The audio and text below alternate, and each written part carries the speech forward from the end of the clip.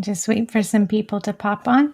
I'm sure we'll be popping on here in a second in all the other places. There we go.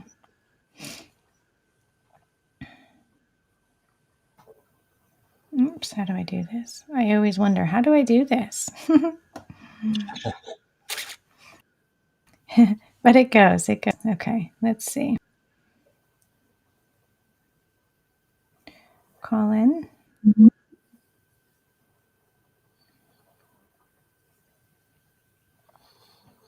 Okay. Beautiful.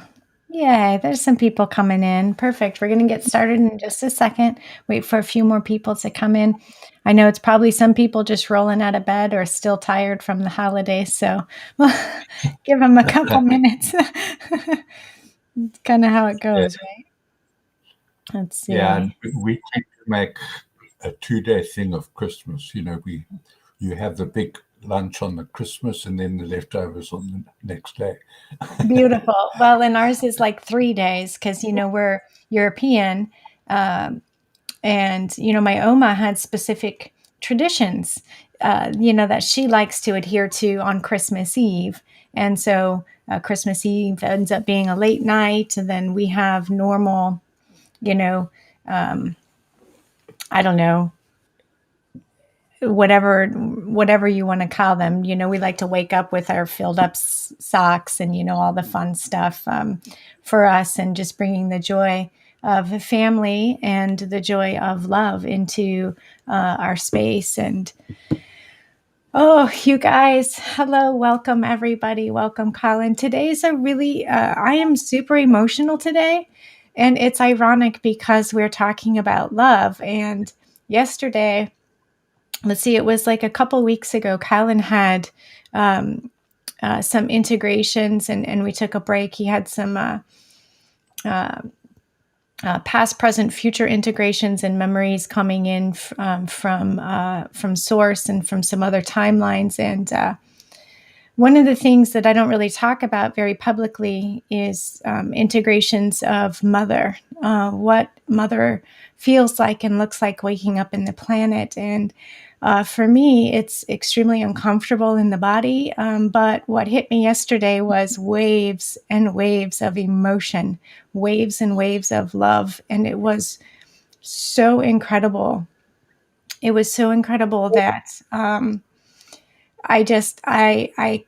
couldn't breathe. My heart started going, and it was just this waves of emotions because you could feel everything that's purging from planet, everything that's coming up. I had just gotten off the phone with my dad, and all of a sudden I just felt so much love, and it was so overwhelming. And then, of course, all these past, present, and future things were coming in, and I felt so much, and I just cried, and my body was shaking uncontrollably. I wasn't having a seizure or anything like that. But, the end of this year going into the next year really is about change. It really is about love. And it is so important for us to understand the capacity of love. What is love?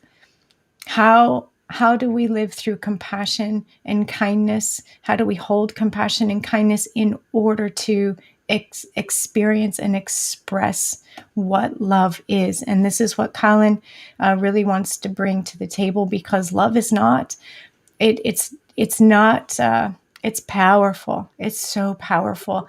And it's who we are as angelic human beings. And this is something Colin's been learning and templating for years. And how are we going to express that? And this new year is a builder year. We're coming into some really big things, and important to anchor into planet and anchor into your own body and consciousness. So welcome, everybody. If I cry, I cry. There it is. Welcome, Colin. Thank you for being here. we both might end up crying tonight. I've already started, so we know it's some big stuff. Yeah, what a long time ago, my higher self explained to me that when we get towards the end of the resurrection, there we go, wipe the tears away.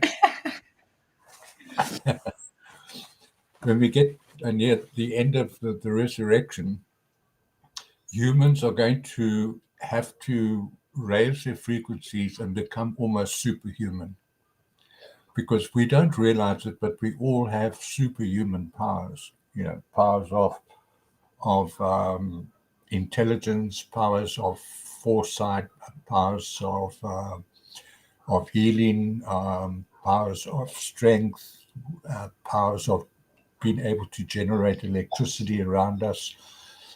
And there's so many powers that have been hidden from humans, and it's almost like we've been hospitalized and we've been fed a drug to stop us from exercising our superpowers. And so my higher self told me then the only way to receive those powers is through love. And so that's why that basically is the topic of today, how love, the power of love, can change oneself, can change the community, our families, our friends, the communities we live in, and it can change the world.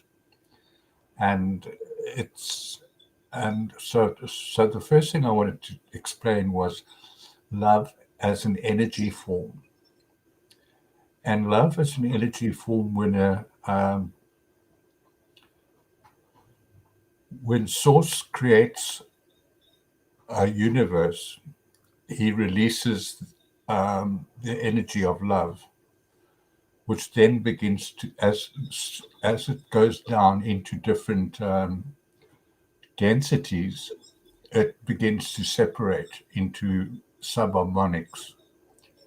And so it's like music is harmonic, colors are harmonic, and they all have a specific mathematical relationship to each other. The different frequencies of the colors and sounds. And, you know, in the Bible says God created and he spoke the word. There he made the sound. And sound is the first source of creation, that energy of sound. And love is a magnetic emotion, and it is also manifests as sound. But also sound creates form, as in cymatics. So this very powerful energy of love comes into the universe, begins to create subharmonics. So the subharmonics all relate to love. Like you get love, joy, peace, patience, kindness, gentleness, compassion, gratitude, and all those very powerful emotions. But they are all subharmonics and expressions of the one energy. And we don't tend to think of love as being an energy, but it is the most powerful energy in the universe. It creates all things, and it creates all matter forms. And if it weren't for love, this universe wouldn't exist. And so it's the central energy that is so important, um, you know, in our relationships, in our learning, in our behaviors, in the way we speak, our actions towards one another. Excuse me, I just need to.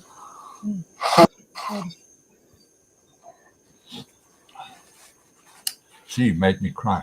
I couldn't help it. I couldn't help it. You're talking about subharmonics, and I want to go back to talk about subharmonics for a moment. I just text messaged a friend because in session work I was doing with somebody this week, we were anchoring into the Mother Arc gates. Now there are 12 gates, and my theory on the 12 gates well, the mother arc gates is that what creates we can then create ourselves into a 13th pillar of mother's aqua love energy. But we first connect into these 12 gates. And you can look these up and find their locations. One of them's here in Seattle. And that's why I feel like I'm kind of stuck here, is, to learn how to work with the gates and protect them. And anyway, I was doing work, and I thought I was in the middle of this with a client, a friend, and we were talking about music. And then I said, well, and she's musically inclined, and I said, oh, well, if there's only 7 notes, then that would mean my theory of the arc gates aren't musical, because there's 12 of them. She said, well, there are 12 subharmonics. And I thought, oh my gosh, each one of them is a different subharmonic. So I had to text my friend, and we're going to have a conversation later. But anyway, anchoring in and bringing this in and thinking about how we are part of, with Mother just being back in planet, with really just truly being ushered into the frequency of love. And I mean, I it's so like overwhelming to like my my body, like it vibrates and is shifting so much to understand and restring. It's like restringing our bodies like a guitar or something, in order to be in tune with these frequencies. And we just have to know that they exist. And it makes loving so much easier, because when we don't disconnect from what is all around us, but instead connect to it, you can't help but be in empathy. You can't help but be compassionate. You can't help but be kind.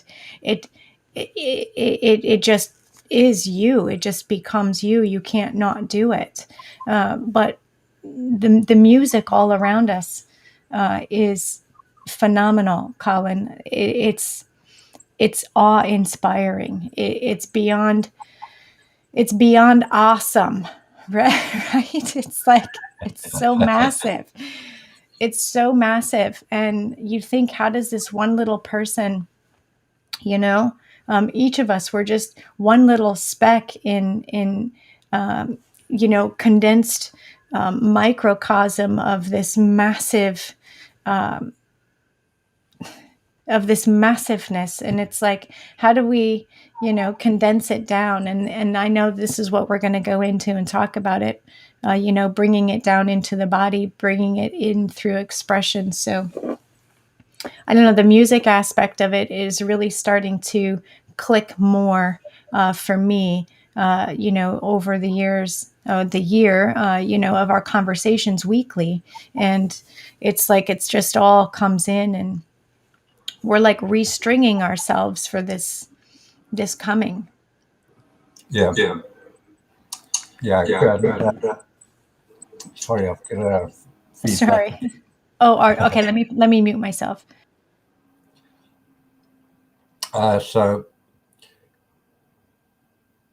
if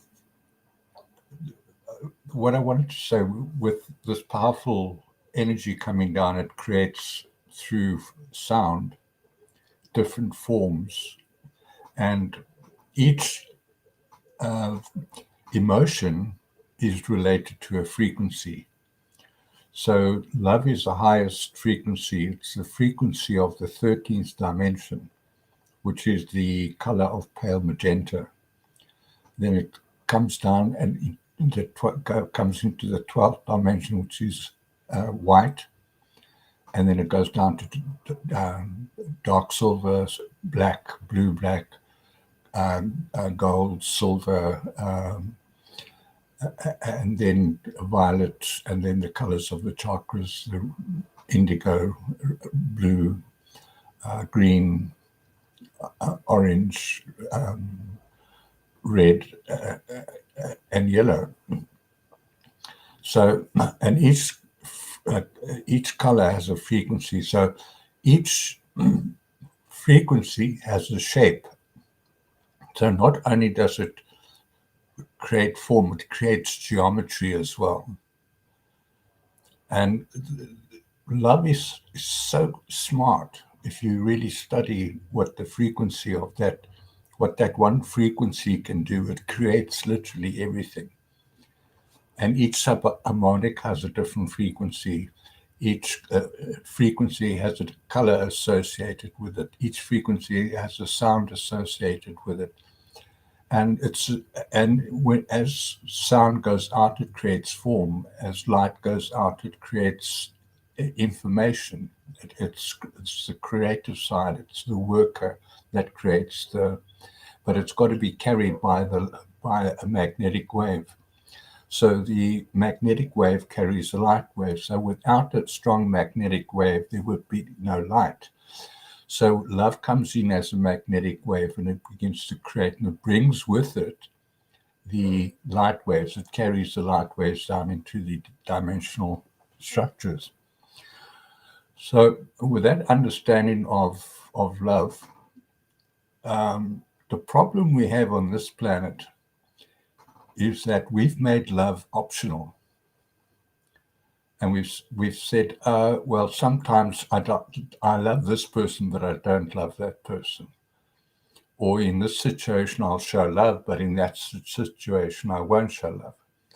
And so we have this optionality about love. And my higher self explained to me, says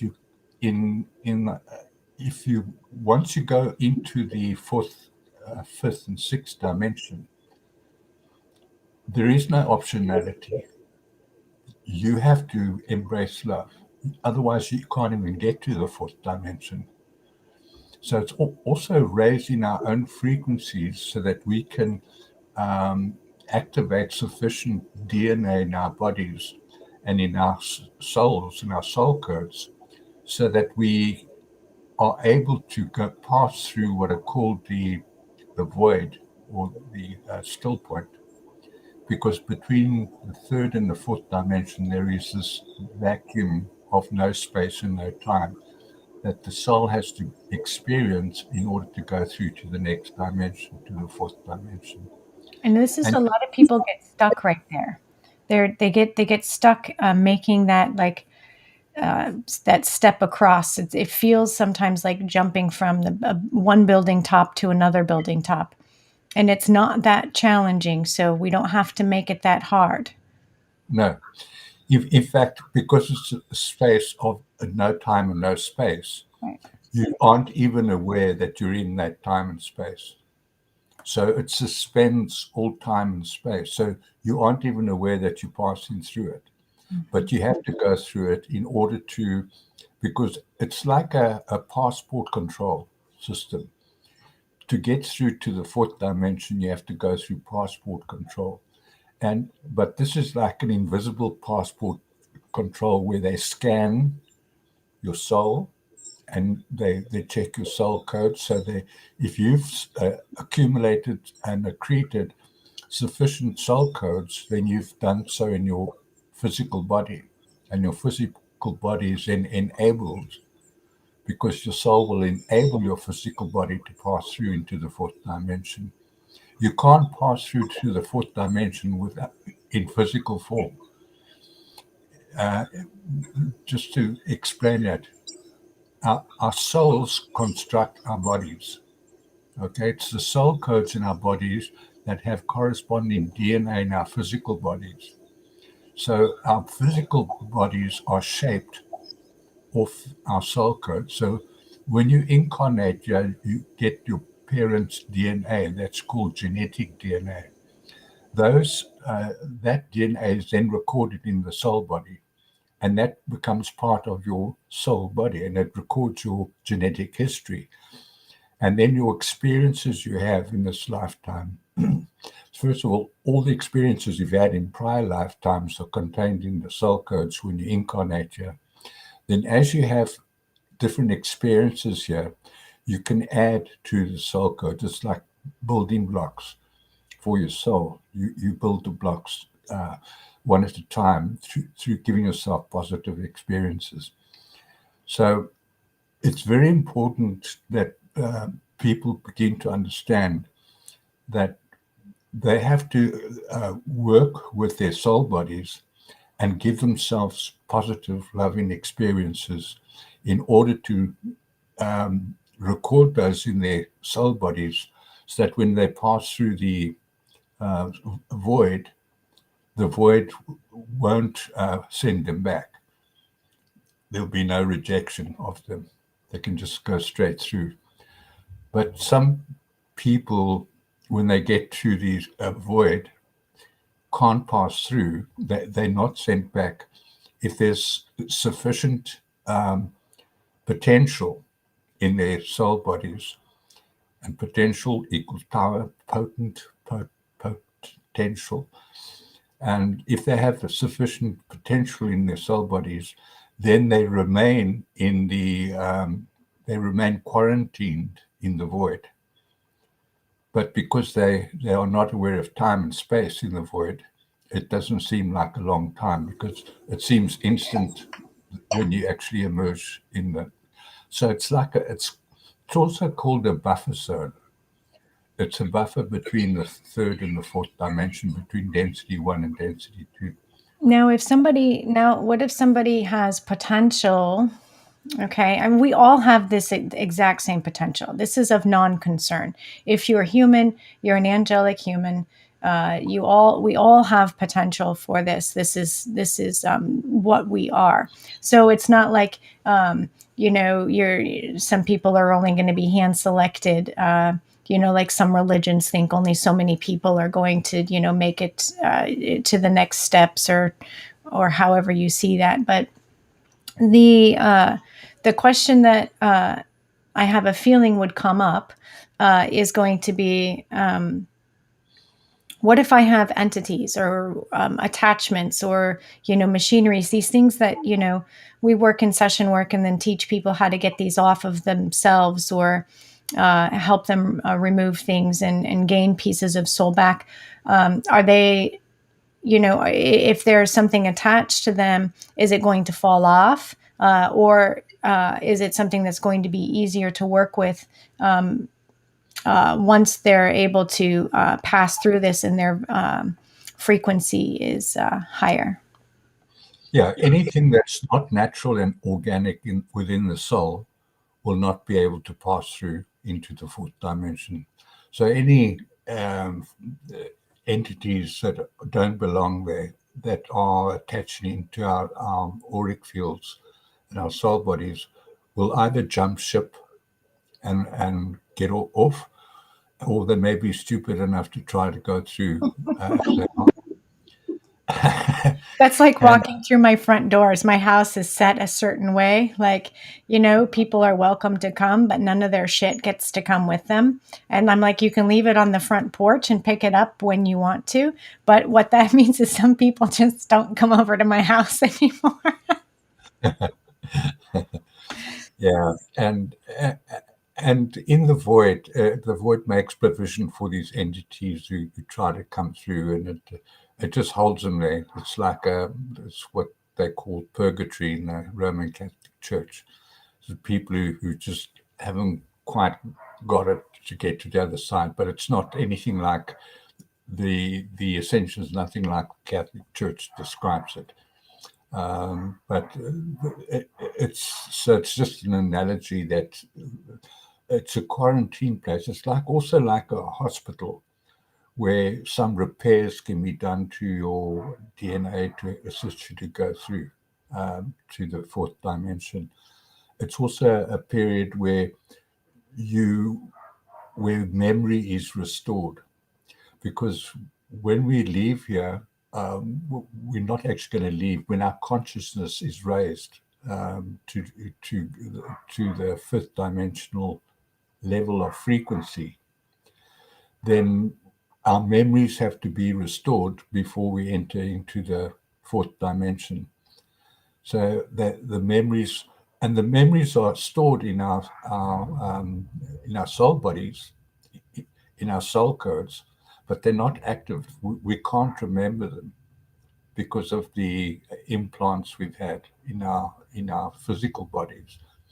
So that has to be repaired, and so when we pass through the buffer zone, then that repair work is done on our memories, and our memories start coming back. It's not a full restoration, because it would be too much for any person. In my own experience in passing through the void, I had many memories come back of many different lifetimes, not only on planet Earth but also elsewhere. And there was just enough for me to handle. you know. So it was a very gentle process. I wasn't aware that I was in the void. I just passed through. But when I passed through, I had all these new memories, Yeah. and and I think the way I dealt with those memories, because they were very vivid. Some of them, like I remember drowning once in a lifetime. I remember being burnt at the stake during the Spanish Inquisition, and various other, fairly traumatic memories came back. And I just dealt with them. I just, accepted them and dealt with them. I had memories of being a wolf in a prior lifetime. And I remember the story of this wolf. And I remember being an elephant in another lifetime. So we get these weird memories coming back of remembering who we were in past lifetimes. And, it's all part of the soul evolutionary process. So all that is done in the quarantine section in the buffer zone. Now, the point I really want to make to this today is that if we want to take this seriously and really help the planet and help each other and help ourselves to make it a more integrated journey, so it's not as haphazard, because believe me, we are very far away from where we should be. Mm-hmm. We're getting there, but we ain't anywhere close to where we need to be. Yeah. So we need to up our standards. And when I took on the grid work in 2006, in a conversation I had with my higher self, I said, okay, this is going to be my standard for the rest of my life. That anything less than love is not acceptable, neither to me or from anyone else or anything else. And and so I had to work with that. I had to examine my behaviors, examine my words, examine my motives, examine my intentions when I was doing things. Is this in love? Is it a loving thing to do? And we sometimes get confused, and we think that love is a pushover, that because you love somebody, you're just going to let them walk all over you. But that's not love at all, because it's a symbiotic thing. If you don't show me a love, then I don't reject you, but I will just keep you out of my space. Yep. And I'll ask you to leave, or I will leave. But I don't argue with people. I don't fight with people. But I won't allow them to abuse me in any way, and I won't allow them to disrespect me in any way. And so we have to work with this power that we have, because my higher self explained that before we ascend, before the, in fact, before the event, there are going to be many people whose superpowers will be returned to them, where they become really superhuman. Okay. And they'll have an age regression, so they'll return to whatever age they choose. Usually it's about between 18 and 21, depending on if you're male or female. So you'll be in your prime physically. You will look the same basically, but you will look younger. You'll have stronger bodies. We'll have stronger bodies. We'll have sharper minds. We'll be better able to deal with, to be the way showers for others, and we will better be able to assist others in their own journey. And there'll be millions of people like that on this planet, and it's coming.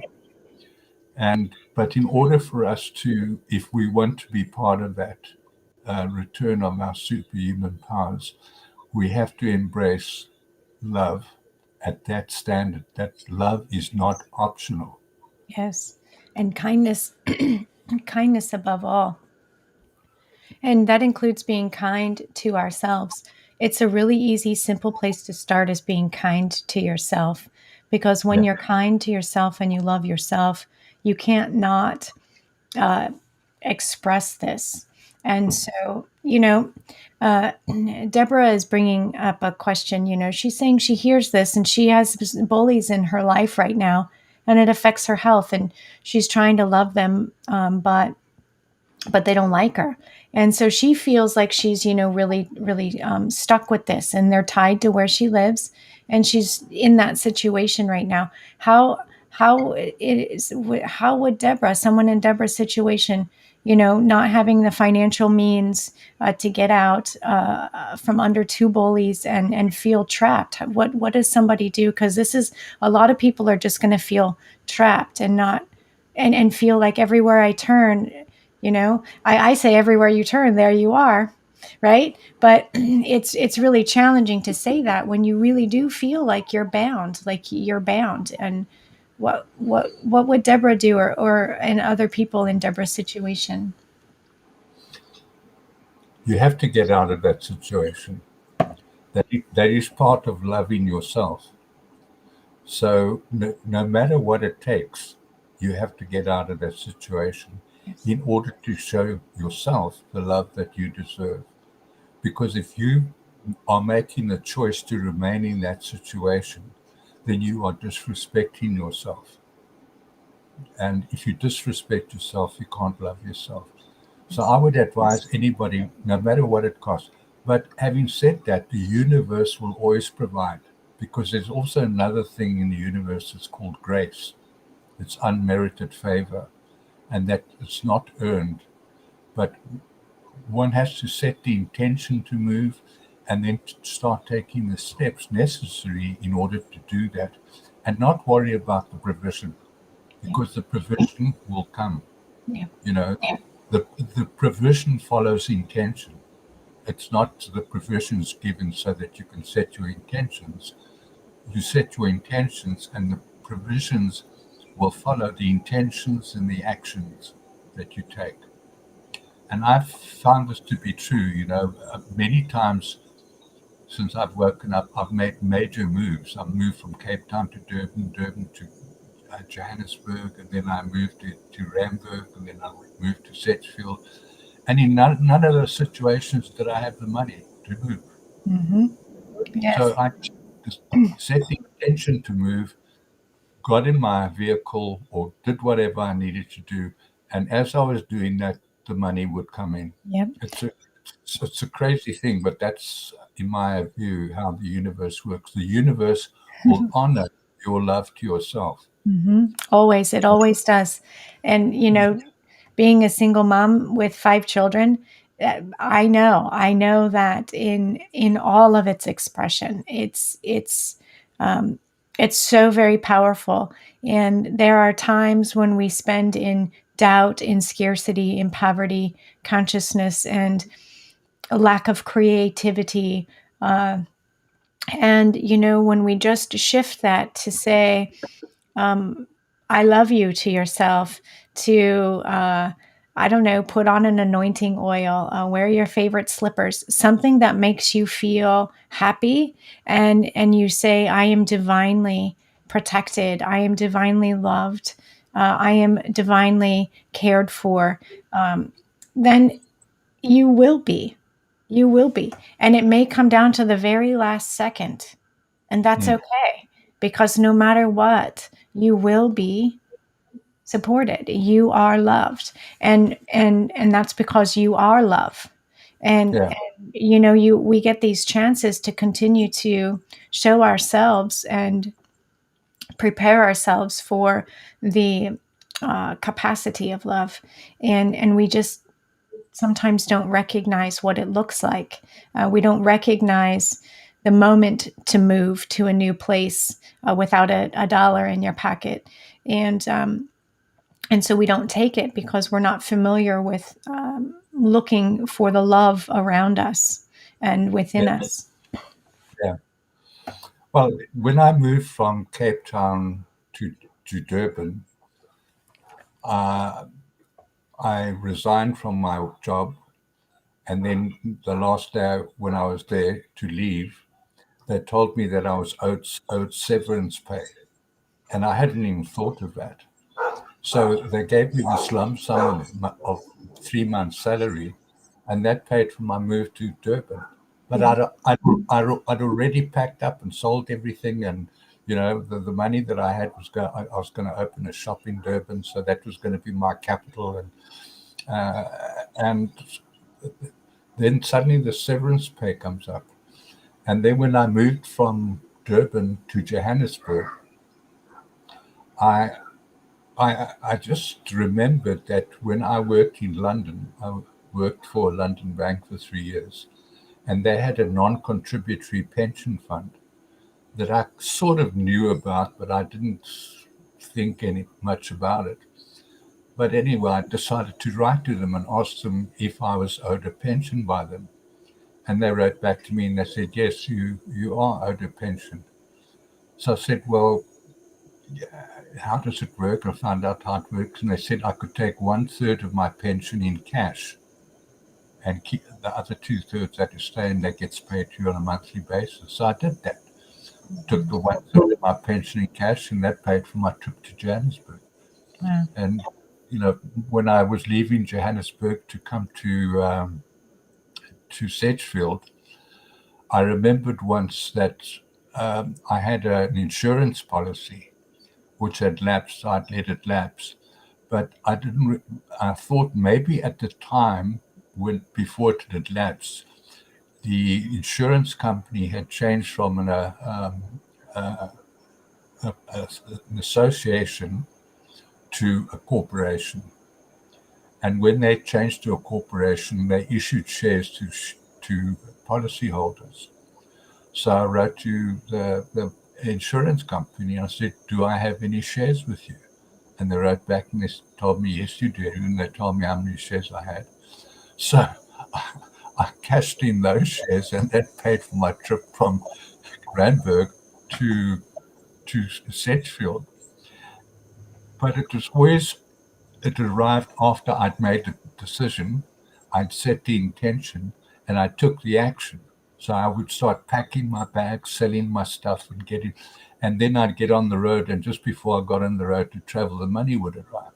You know, it's just uncanny how the universe does that. So I understand what Deborah is going through, because it is a terrible thing when you feel trapped in that situation, and one can feel immobilized, and that's the problem. When you get afraid, or you feel guilty, or you feel low self-esteem, it it it it immobilizes one, so that you don't know what to do, so you don't do anything.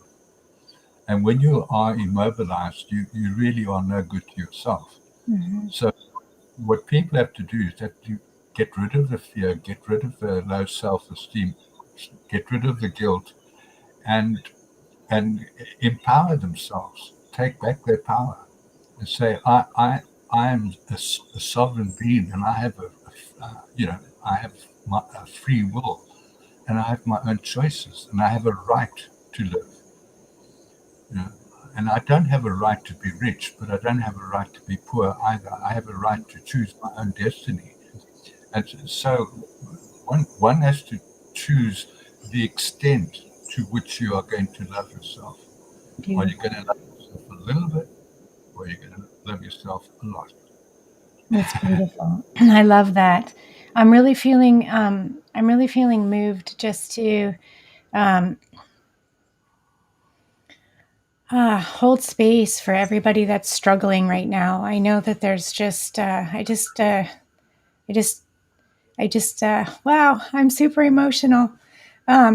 Yeah, there are so many people that are really feel trapped and are scared, and it's very emotional, and we're feeling an uprise in this, just in our communities and in our families. And I just want to reach out to everybody and allow their light fibers to tingle and their light channels to open up, and for Father God and Mother God to connect into our high heart centers and clear through horizontal, vertical, and diagonal channels, and just allow love to be present in all bodies, and just allow ourselves to be in each moment, and in each moment ask for love and compassion and kindness to be with you, around you, and within you. And I promise you'll find the strength to do what comes next. Yeah. Being in the moment is very powerful, because in the moment you can give yourself permission to experience whatever it is you want to experience. If you're not grounded in the present moment, you are worried about the future, or you are feeling guilt from the past, or you're not feeling worthy and capable enough to do what you want to do. So staying in the present is very, very important, because in your present moment you can take action. You can't take action in the future because it hasn't arrived yet. You can't take action for the past because it's past, it's gone. You can only take the actions you need to take in the present moment. So you have to stay present, because in the presence you can exercise love. And that's very important, because when you go through life experiencing love in each moment in time, then you are building into your soul body the experiences that you want to give yourself in order to, raise your frequencies, and to start storing those good memories in your soul body, so that they can be transferred into your physical body. It's called accretion of DNA. And we were originally three-stranded beings, and we were reduced to a two-stranded being. But before we go into the fourth dimension, we will receive our three strands of DNA. So when we arrive in the fourth dimension, we'll be three-stranded beings, angelic human beings. And people must remember, when they get there, they're not going to be somebody else. They're going to be fully themselves. So if you can shed as much junk out of your life, that and out of your thinking, out of your emotions, out of your conditioning, try to get rid of that junk now, because when you go to the fourth dimension, you're not going to be changed. You're going to be the same person, but you will just have gone through the void, and you will have gone through the quarantine period. And it's not a period as a period in time, because it's no time, no space, place.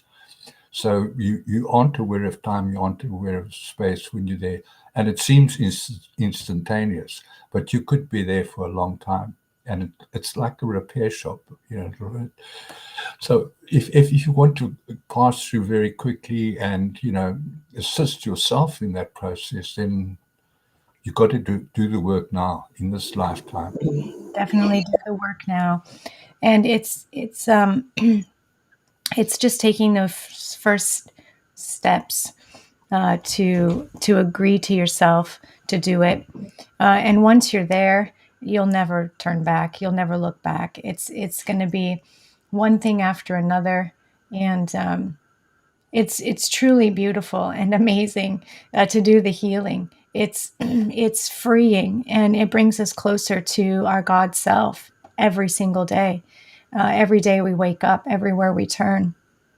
Yeah, Even people that make us angry won't make us angry anymore, because you'll be in a space to understand, wow, I remember when I was there, and boy, that sure is painful and yeah, uncomfortable. And so, when we're able to look at that, it's just helps. It helps. yeah. And it's love is hard work. Yeah. not easy. It's not easy to be loving in every situation. Some people are going to rub you up the wrong way. Some people are going to laugh at you and mock you. Some people, will be downright rude to you. Um, but that's okay. The way I look at it is they are sovereign beings. What they do and think and feel has got nothing to do with me. That's their business. My business is to look after myself and look after my soul and to nurture my soul.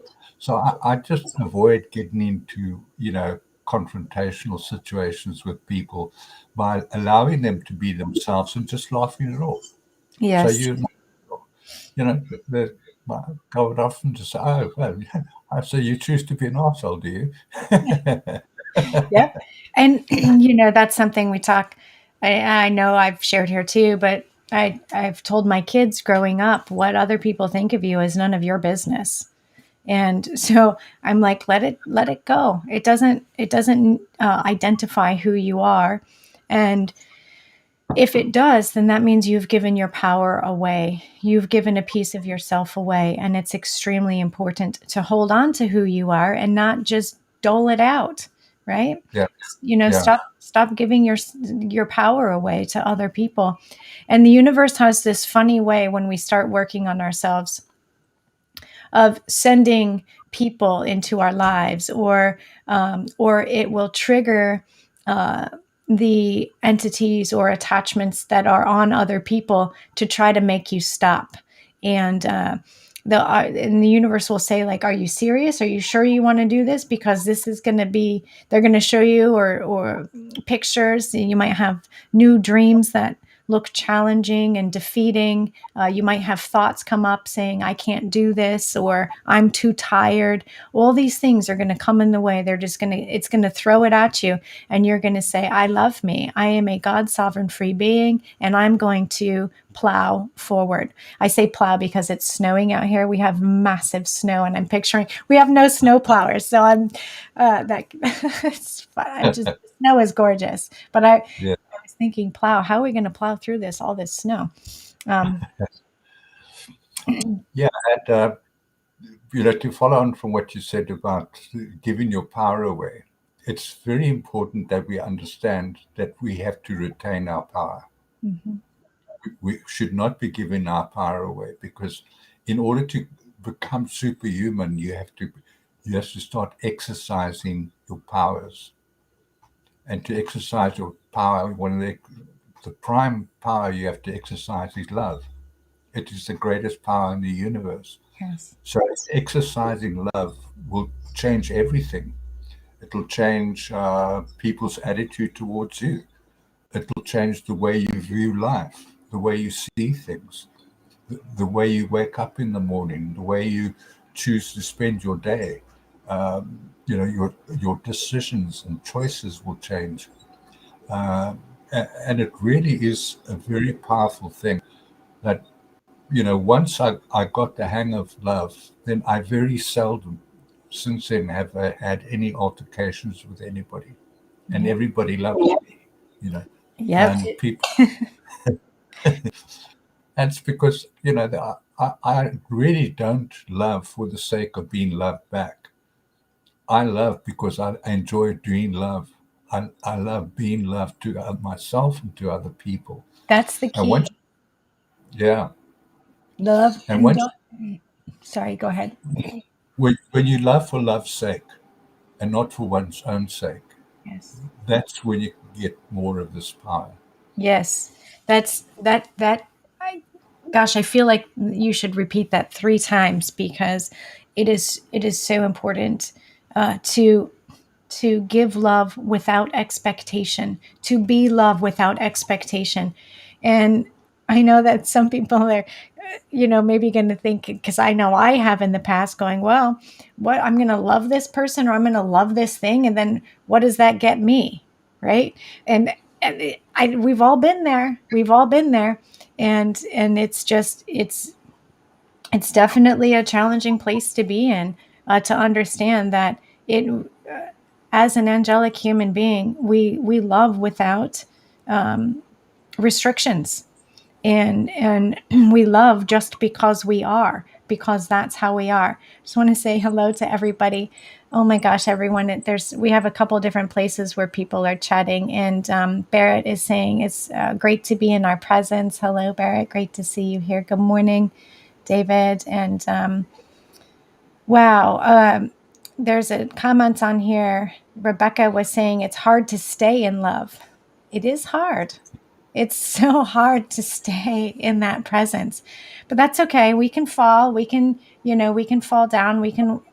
And then we just get back up, and eventually it's not hard. Yeah. And, caring for our souls, we have to learn to master the soul. We have to become masters at this business of loving. Yeah. And it's a skill. It takes an enormous amount of work to develop to the point where, you know, other people don't make you angry. Other people don't affect you in any way whatsoever. Mm-hmm. And you are able to love the unloving. You're able to love people who don't love you back. Just for the sake of being loved. It's as simple as that. Yeah. Sometimes I'll get a donation, and the first thing I'll think is, who can I give this to? Mm-hmm. Then all the sorts of people, and I don't think of only the nice people that Yeah. in my, I think of the people who have needs, people who have children and responsibilities, and they're suffering, and they're having difficulty in their life. Then I'll give them, some money, Mm-hmm. um, and it's fun. Yeah. I enjoy doing that. I'm a minimalist, so I have all my needs really taken care of, and I don't worry about my greeds. For instance, it'd be nice to have a car, but I can do without a car. I can live without a car, so it's fine. It doesn't Mm-hmm. bother me at all. But I don't. I don't. What's the word I'm looking for? I don't crave possessions. You know, uh, and 4 times in my life, I've just given away or sold everything and Mm-hmm. just carried with me what I could carry. And when I get to wherever I'm going, I just start again. I buy pots and pans and stuff like that, and and it's just wonderful Mm-hmm. that I don't feel possessed by my possessions. And I think so many people collect possessions that they have to pay attention to. They have to clean. They have to maintain those possessions. Yes. They have to pay for the insurance for those possessions, and it's diabolical. We don't need all that rubbish, really. Just take the things that you really need and live with them. You know. And the way people live, sometimes they imagine that if they have more, they'll be happier. But happiness just doesn't work that way. No, it doesn't. I realized, having, like three of my kids are out of the house now. And I realized that what makes me the most happy is when I'm with my children. When we're all together, when we all are in the same house and, under one roof, I can hear them all breathing and laughing. And like that, just, I'm like, wow, if love paid for things, boy, there sure would be no issue. It's just like I wish love was a currency, and perhaps in the future it will be. Dan Ferrando is saying the more we act in love, the more our programs dissolve. Our brain is a programmed computer bank that needs to be reprogrammed. It's wonderful now to allow all the things I wish into my brain now. And that's beautiful. That's exactly what it is. That's exactly how it is. Reprogramming to love is definitely it's something to aspire to. And Alan is saying over identification with a particular aspect or trauma is a big pitfall. We all forget about laughter, and yeah, It's I think wherever laughter is, love is. Like Colin, you say, when someone's being an asshole, you go, wow, you've chosen to be an asshole. I'm going to laugh that away because it doesn't affect me. Yeah, you're an arsehole, but I love arseholes. That's hysterical. Dear. Yeah, Yes. we can love the unloving. It just takes practice, Yeah. On my website, I've got a, a subpage called the Attitudes of Mastery. And if people go there and read through the Attitudes of Mastery and start to practice them, one of them is love, having an attitude of love and what that means. And in order to master this lifetime, in order to, you know, to have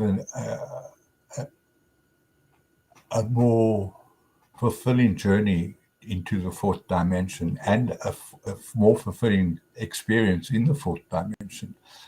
If we prepare ourselves now, it's going to be so much easier when we arrive there. And it's necessary that some of us actually do that because we're going to need a lot of way showers, teachers, mentors, helpers, um, and to carry some of the load for some people. Some people won't be able to carry the load. When I'm talking about the load, I'm not talking about possessions. I'm talking about the burdens of the heart.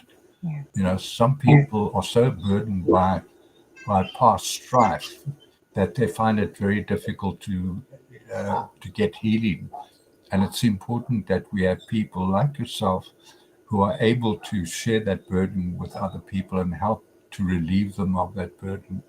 Because it really is a burden. I remember when I woke up, I had loads of stuff I had to deal with, and things that weighed me down and made my life, you know, very confusing. And I was like a rudderless ship just wandering around the oceans, not knowing where I was going.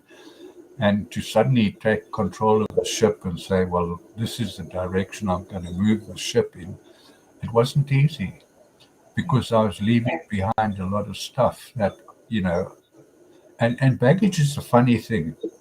People like to carry baggage. And I discovered that for myself, Mm-hmm. that a lot of the baggage I was carrying it for self-justification. So because that person hurt me, well, if them, I'm going to carry this grudge for the rest of my life. Yeah. And then when we carry those grudges, that's what weighs us down. It's going to weigh down your heart. It's going to weigh down everything. And it's just, I found so much easier to say, well, like I had this, I was moving out of this house and a lot of my favorite possessions, I couldn't get back. And they were favorite possessions because they came from my grandparents, my great grandparents, family heirlooms, these kinds of things that I really had put a value on. And so I was upset. And it wasn't until I decided, Chastity, these are just items. They're not anything. They're not my grandparents. They're not DNA. They don't exude love. They're not benefiting anything. Just another thing for me to carry about and try to find space for. And so once I allowed to let it go, I was like, wow, I could see clearer.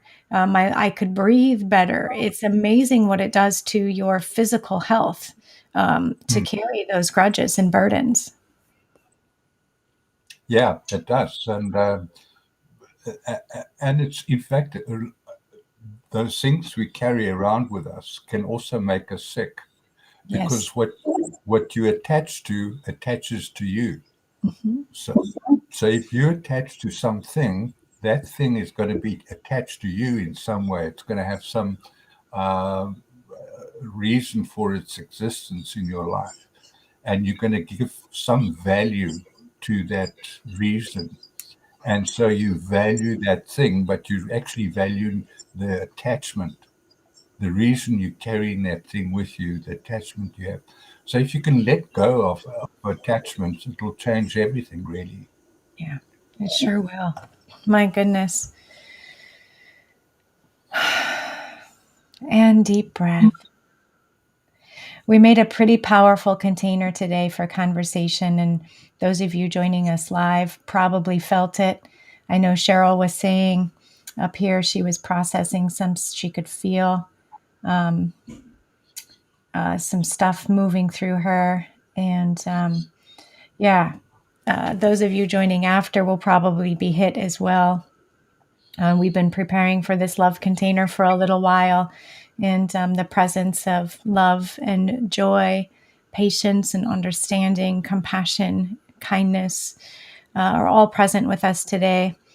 And moving forward into the future, these are what we're choosing to carry with us. And I know for myself, I just invite each of you to tell yourself every day, you are God sovereign free. And if you can't say the word God, then just say, I'm a sovereign being. I'm a being of love. I'm a being of peace. I'm a being of compassion. And tell yourself every day. Tell yourself something kind every single day, and you will become it. Thank you, Dan, saying all sovereignty, love, and freedom is found within. He's loving us all. Barrett, thank you. I'm grateful for each of you. And there's there's just so much love to be had and felt and expressed. And thank you each for being here with Colin and I every week. And we're moving into some big stuff, you guys. We're moving into some big stuff. So it's going to be really important to anchor these in. So. Right. We've got a way to go, but things just start happening very quickly now. Yeah. When I say now, this year is going to be quite an important year. We'll see some big changes, especially towards the end of 2022. But there'll be a build up to that, and we'll see some really significant changes. I can't say much more than that because I have been getting some information about what's been going on in Antarctica and various things that are being negotiated at the moment. But negotiating with the devil's not an easy thing. It sure isn't. It sure isn't. So, for everybody doing the personal work, thank you. For everybody in the grids, thank you. Unzipping and moving time, thank you. So, this is it's going to be some good stuff. And there are plenty of people out there that are able to share some of their disclosure. Other people are on hold, zipping their mouths for a little while because that's what we need to do. But in the process, the mother is home, and that's a really big piece to embrace. Mother and father unite, and we're in for some big explosions with herogamic unions, not just universally and planetarily, but within the bodies as well. So I'm sending you guys so much love.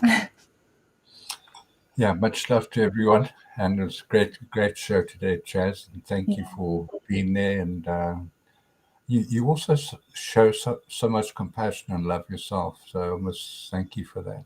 Because and it's palpable. And I think everyone does appreciate that. Thank you, Paul. As do you. Thank you. I'm sending you so much love. And I found your dungarees. I just need you to send me your size and your address.